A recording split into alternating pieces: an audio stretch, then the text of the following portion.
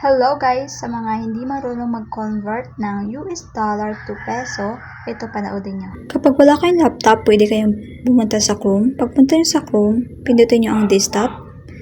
Automatically, yan ang lalabas. Then search PayPal, login. Pagdating ng login, ilagay nyo ang inyong Gmail and password. Pag lagay nyo yan, ilagay nyo na, automatically pupunta kayo sa security check, punta ulit kayo sa PayPal. Pagdating nyo na PayPal, accept na. Then, ayan bang lalabas, pindutin nyo ang balance.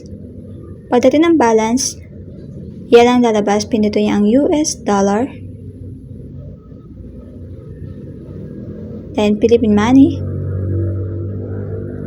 Then, kung magkano ang i-convert nyo, yan ang ilalagay nyo dyan. Pagkatapos ng conversion, automatically, Philippine money na siya. So, ngayon, pupunta kayo sa GCash para mag-cash in.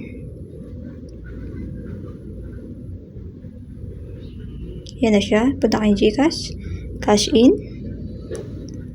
Over the counter. Then, pindutin nyo ang Global Partners. Then, lalabas ang PayPal. Pindutin nyo ang PayPal. Kung magkano ang itatransfer nyo, yan ang ilalagay nyo dyan. Pero meron siyang 10 pesos na shipping fee. Then, success na siya. Ganun lang kadali. Then, punta ulit kayo kung meron na ba. Then, successful. Thank you. Thank you for watching. Please like, share, and follow.